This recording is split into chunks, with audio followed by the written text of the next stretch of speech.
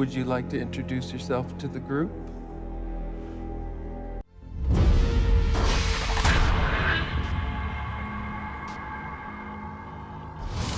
Hello, welcome back to Ycft. This week we are reviewing Renfield, directed by Chris McKay, starring Nicholas Hoult and Nicolas Cage.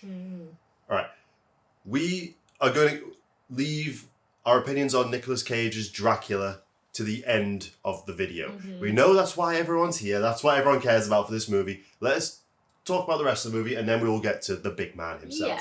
Yeah. So, Renfield is the tale of Dracula's familiar. Yes. He obviously appears in the original novel, and there's always a Renfield-type character in Dracula films. Dracula always has some kind of servant. And it's a tale from his point of view. It's a tale about codependency, toxic relationships, just dealing with narcissism. Yeah. Because Renfield has been doing a lot of bad stuff for Dracula over the years. Well over 100 years at this point. It's set in the modern day. Yeah. And Nicholas Hoult plays Renfield. Uh-huh. I love Nicholas Hoult whenever he pops up, and I do actually think he is fantastic in this. So he's always very charming.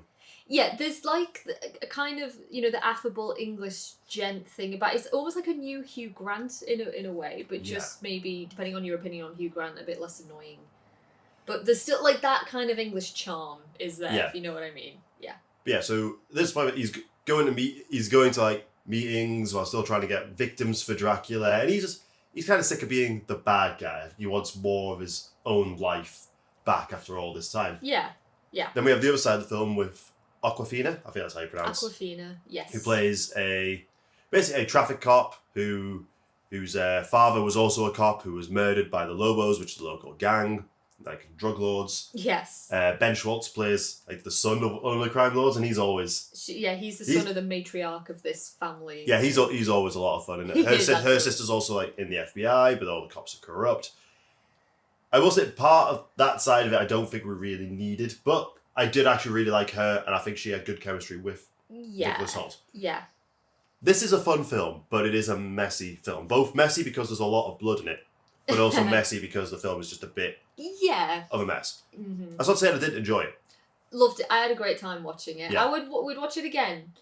But yeah, there are a few issues. Mainly, I think pacing and script. There's a lot of moments of characters just talking, which I don't mind, but it's very hard to get through the type of dialogue they're having to get through, and I think it really pulls the film down. Yeah. And sometimes bringing the corruption of the police into it when we've also got drug lords and ancient evil. It kind of didn't really need it as much. No. I kind of like how they didn't go down a romantic route. This very minor spoiler. Like, what's one thing with this film? Nothing will surprise you. You gotta see where it's going. That's the thing. It's like if you've seen either of the two big trailers, then I think this movie will be very predictable. There aren't really any major surprises it throws your way, and like within watching maybe the first 10 minutes of the movie, you can probably guess how it is gonna go.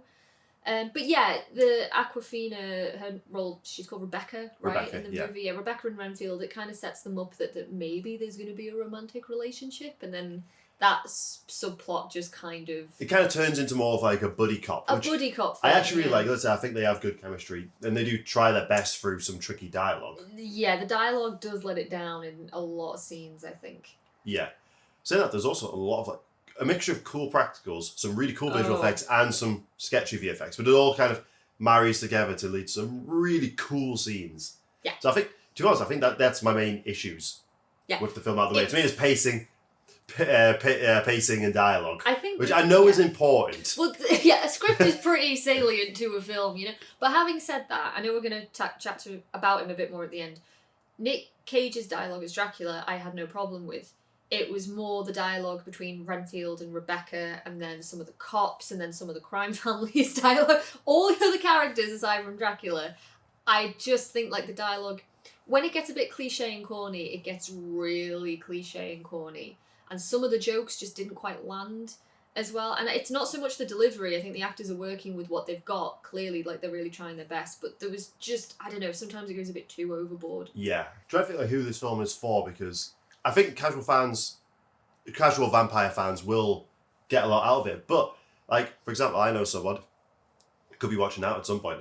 You watch the occasionally watch our video. didn't know who Renfield was as a character. No. And that's No. I actually respect the film for not putting Nick Cage at the front of all their advertising. Yeah, or even just calling it Dracula. Or even just calling it Dracula. This is Renfield's film, and I will say about Nick Cage, he, at this point in his career, doesn't do supporting roles, but he made the exception because he's always wanted to play Dracula. That is the role he's always wanted to play. He's a huge fanboy. He produced Shadows of the Vampire. Yeah, I didn't Obviously, he know started that. Vampire's Kiss. Yeah. So, yes. again, building up to it, we will talk about him in a bit. But this film very much pays homage to, I'd say, but well, definitely, again, from what I'm trying to say, Bela Lugosi's Dracula. Yes. Yes, Like, for sure. The Flash, this is one thing I said I wanted from this film after seeing the first trailer, and it was revealed in one of the second trailers and some of the promotion stuff. I wanted the flashbacks of Renfield meeting Dracula to be in black and white. Yes. I didn't think I was going to get what it was, which was a recreation of some of the most iconic scenes from Bela Lugosi's From that movie. Dracula. That was wonderful. That was absolutely wonderful. They did it so well. They The really lighting did. was perfect. The costumes were perfect. They really did. That shows care Yeah. and a love for the Yeah. source material. That, again, because we've obviously pointed out some glaring issues with the film, Yeah. but as a fan, I am on board. I was on board from that opening scene Yeah. entirely. And then going into the Monday stuff where it's very vibrant. Yes. I definitely think that's paying more homage to like Christopher Lee and Hammer Horror. Christopher Lee here. There's a lot more blood. So it's paying homage to the two different eras. Even though this is obviously a Universal film, Yes. we have 2 Dracula films coming out this year. We do. Renfield We do. and The Last Voyage of the Demeter. Yes. Which trailer dropped the other day when we which recorded which one of these is the in the Dark Universe, new Dark Universe? Yeah, I know. I don't think it's this one. Yeah. But yeah, so we opened the film in black and white to pay Yeah. homage to the original Universal monsters, and then I definitely do think they are paying homage to Hammer Yeah. later on. Yeah. Which again just shows a respect for the material. Yeah, I absolutely.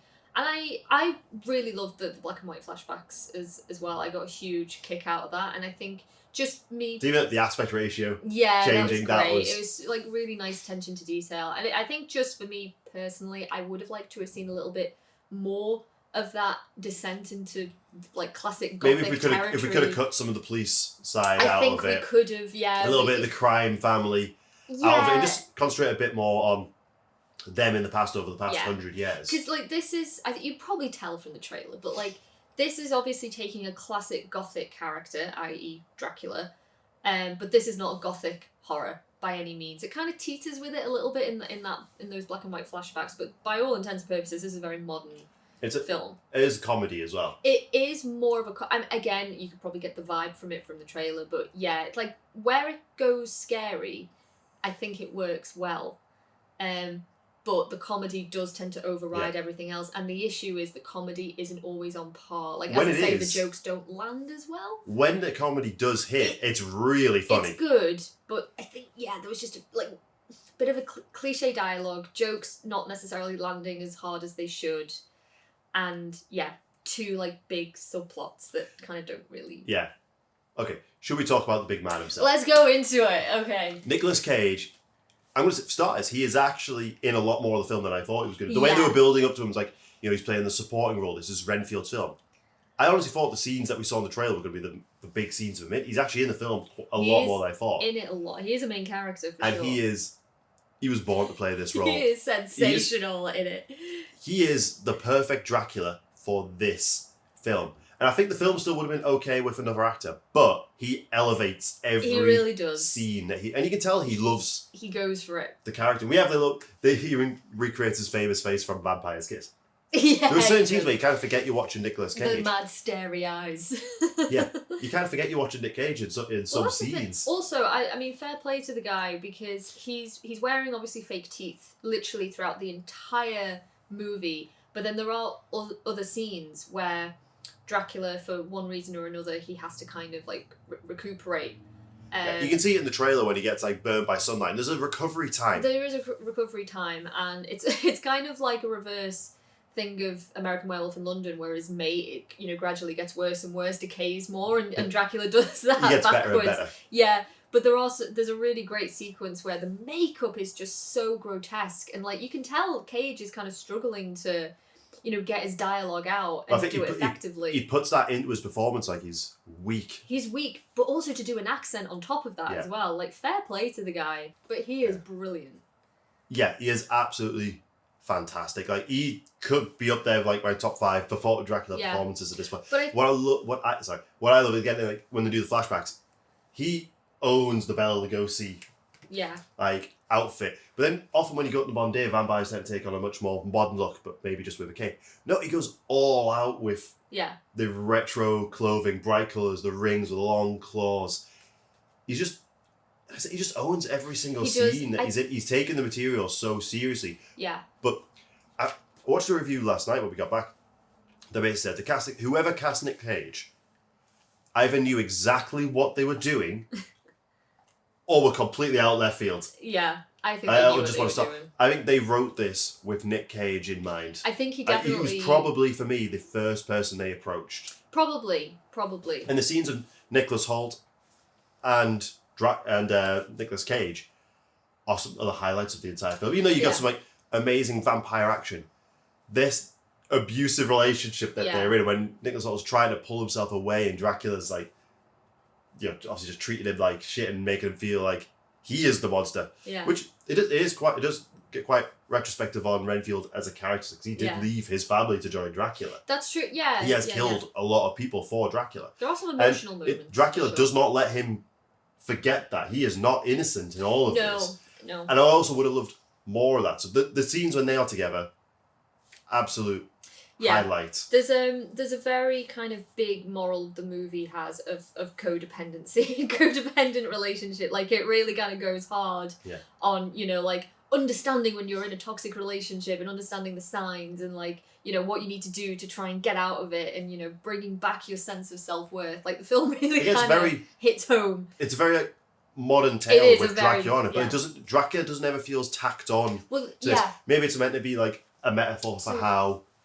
the abusive person in the relationship can feel like this all-powerful monster that could just destroy your world if they want to. And in this world, that is Dracula. I also kind of like how Dracula, as much as he kind of says, like, oh, Renfield, you could never hurt me. Like, you can't hurt my feelings. I think Dracula does kind of take it personally that Renfield has, like, walked away from him. Oh, he's pissed off. He's angry. Yeah. He's like, there's I've given you everything. I don't class this as a spoiler. It's very traditional in vampire lore, and the film doesn't feel the need to explain all the vampire lore to you. Like, he turns into bats. Yep, he turns into bats. All right, we need to get a steak. That's the only reference to a steak. It doesn't say, all right, vampires need this, they need this, they can die from this, they can die. We don't have long scenes explaining what everybody knows about vampires. Yeah. So, like, little moments when, again, it's interesting. Trailers did show a lot, but at the same time, didn't. You know what I mean? Mm-hmm. When Dracula's just waiting in his apartment, he kind of looks back. I was shocked, like, vampires need invited in. He's got a welcome mat. It says, welcome, come on in. He's like, oh. And I'm like, I think I like just laughed. I just absolutely laughed. I was like, that is amazing. Obviously, that lore is alluded to in the trailer as well. Like that brilliant moment where the guy at the group is like, well, come on in. And no. I was just waiting for all the stuff with the group. Yeah. I loved, and it played out so much better in the film. Because I've seen that scene a lot in the trailers, but my God, it's better. It is so much better in the movie. Yeah. I loved, again, just, he has a gravitas to him, and I would love. I know he's expressed wanting to play the character again. I would absolutely adore for him to have a solo Dracula movie. Oh, same. I think, look, when you play Dracula, when you adapt him for the screen, and you need your actor to be able to deliver on two things. You need them to be charming. You need them to be scary. And I think Cage really delivers in that. But also bearing in mind that this is a comedy. Cage, it's not, for anyone who's seen it, Dracula Dead and Loving It with Leslie Nielsen, like the last kind of comedic vampire, comedic take on Dracula that I can think of, like live action anyway. I was going to say, I was going to point out Adam Sandler in. Yeah, but like live action, I mean, we're going back to the 90s. Leslie Nielsen is his Dracula is campy and he is funny. Like, Leslie is kind of an inept Dracula. Cage is not that. Cage is scary. There are moments when he turns on the... Cage is scary in this. Yeah, and... There's a really kind of menacing charm to which I like. When he's being seductive. Like, Nick Cage never does seductive scenes, but I always think it's very interesting when you look at the Dracula is Dracula a sexual being or not? Like, there's no sex in this. There's zero sex. And it's like, it's Zero always that romance, debate. zero Is sex. Dracula, does he have sexual needs, or is he just after his prey? I think this leans in a little bit of both. He uses like sexuality and seduction. Mainly for it concentrates on it's his eyes. It's what he sees in a person that he manipulates. He sees people as food, and he even has a line. He keeps asking for a bus full load of cheerleaders. Yeah. And he's like, girl, cheerleaders? Is like, don't make it sexual. Don't I make it eat a boys. sexual I thing. eat girls. And he does And in the book. He because uses I it. always think that Dracula doesn't have sex. He just wants blood. Yeah. He's probably like been there, done it all, hasn't he? I mean, he's centuries years old. It's, Yeah. it's like, what more can he do? But yeah, he is such a... That's the thing with the character. It's like, when you go back to the book, Bram Stoker obviously created the blueprint for the character, but when it comes to films and other stories, you can mould him however way you want. If you want to make him sexy, you can make him sexy. If you want to turn him into a monster, you can. Like, if you want to amalgamate elements of both, you can. Like, he is such a timeless character, and I really like Cage's take on it. What's like he's both paying homage to a lot of what's came before, but is also doing something new. Yeah. Whilst being faithful to a lot of the source, that's hard to do on a character that's been adapted. So like, how many adaptations of Dracula is there every year? True. So we literally have 2 Universal Draculas coming out this year. Yeah. And oh God, it's getting harder and harder to do Dracula in a new way, and I wonder how long he's thought about how he would play the role. I think exactly. I mean, I get the feeling that this is a dream come true for him, and you can tell he's having a lot of fun. Yeah, on camera. he's reveling in getting to be evil. Yes. Because Nick Cage doesn't often play bad guys. No, he doesn't, but he does a really good job of it. But I think what helps is Dracula doesn't think that he's evil. That's a good point. Yeah, he's just doing what he does. He's just yeah. I mean, it's an interesting take on, kind of pairing him alongside a subplot surrounded by crime bosses and the mob and that sort of thing. Yeah, it wasn't really needed. It's not necessarily. It does kind of feel like it could have been its own thing. Like, it kind of feels like it's an excuse for them to have bodies for big fight scenes. Well, it's also, to tie in the Awkwafina character to Renfield to make sure that there's crossover there. Yeah. But it does feel a bit tacked on. But all in all, it was a really fun ride. I would watch this again. Yeah. I'm trying to think how...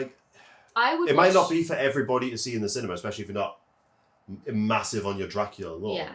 And you might not find some of the bits funny, but if let's be fair, Mario's dominating the box office. If you want to go see something else, it's a good time. And I think a lot of people have a lot of fun. If this is just going to be on telly or on streaming, I know I'm going to watch this. Purely for Nick Cage. That's what I was going to say. Like, I did like Nick Holt in it. I think he does a good job. He never phones in a performance. No. Performance. He always gives it his all. I think Awkwafina is a lot of fun to watch. Again, I just think because she has a great awkward energy about her. Yeah. Like, it's hard to describe. Like, anyone who's seen like Shang-Chi kind of knows the type of performance she puts in. But there's no one out there kind of like her at the moment. Yeah, it's just like not giving a shit attitude about anything. And I do like that. But again, like with Holt and Awkwafina, like the dialogue is just a bit... I don't know. There's just... But I still liked them. But I do like them. I like their them dynamic. as a pairing, Yeah. But if I'm going to watch this again, it's purely going to be for Nick Cage. Yeah. As I said, it's bold considering most of the advertising wasn't around him. Yeah. I mean, I think I said to you yesterday, like, I wouldn't have minded if he wasn't in the trailer at all. Or if it was just that moment, where he crosses over the threshold. Yeah. In the group. I do think the later trailers and TV spots started to show us a bit more than I wanted to see. Yeah, for sure. But there's still so much more like that isn't in the film. Like the trailer never shows his lair. No. Lair. Lair. Same weird words here. I'm trying to speak like an evil lair. Lair. Yeah, we never actually see that in the trailer, and that's really cool. Yeah. So yeah, do you have any? You haven't got any notes on this? I got no notes. This is pure. We saw this yesterday. This is pure feeling. Yeah. And from what I can gather, a couple of people walked out of the cinema. Oh, that's just that cinema. But the people that stayed, you could tell were really into it, which is always nice. People walked out when we went to see Pearl as well. It's like, well, fuck you two guys. Cinema trips were expensive. I don't get it. That's the thing. I just don't get it. Well, it was 3 people that walked out 10 minutes into the movie. It's like, it's like, well, were you in the wrong screening room? Like, I don't know. Who knows? But yeah, Nicolas Cage, is going to go down as like one of the most fun, I hope so. interesting, and well done Draculas. I hope this performance doesn't get forgotten, and I hope the film doesn't get forgotten. Yeah. There's also, I think I've been saying critics say like, if only, what's that movie he did last year where he plays himself? Oh, The Unbearable Weight of Talent. Of Massive Talent, yeah. If that came out after this, they would have had so much more fun stuff to work with. Yeah. But yeah, I mean, we've got another Dracula film coming up this year, Yeah, which August. surprised us. Yeah. So, I guess... I knew it was getting made. I didn't know it was coming this year. We'll be Well, chatting we about also the big have- lad again. Potentially a Nosferatu this year. Maybe early next year. Maybe. So we have a Big lot hit of vampires. classic monsters are back. Gothic is maybe coming back. As I say, like, Renfield is not a Gothic film, but, you know, it But toys there's elements with of it. Like, when it recreates the Gothic scenes, that is pitch perfect Yeah. Gothic. And he doesn't make fun of those scenes. He Yeah. plays them Yeah. straight. All we need now is Hammer to announce that they're going to do something with vampires. In this Come on, day and Hammer. age, I don't know if they could. Oh, We'll can see what they Hammer. do. We'll see what they do with Jekyll. Yeah. But Yes. But yeah, thanks for stopping by, guys. Check it out. If you are a big fan of classic vampire movies, you will get a lot of fun out of this. If you are purely just a Nick Cage fan, and if you want to see this purely for Nick Cage, you won't be disappointed. You will not. Like, He is a delight. it's like the film lies in that perfect middle spot of people who like vampire movies, people that love Nick Cage. Oh, there. Yeah, exactly. Synergy. It's like gold. It's like gold dust. That even a film with as many problems as we pointed out, still really, really enjoyed it and Yes. will watch it again. Yeah. So, yeah, if you've seen Renfield, let us know. Also, just drop a bunch of vampire movies in the bottom because we've been on a bit of a Dracula binge at the moment. Like we've had Taste of Blood, Dracula AD 72.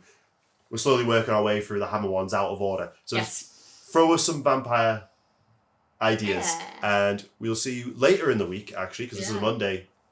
It definitely is Monday. It's coming out where we have a video on Them from 1954 Or coming out on Thursday. black and So, white. yeah, another black and white one. So we will catch you guys See you then. later this week.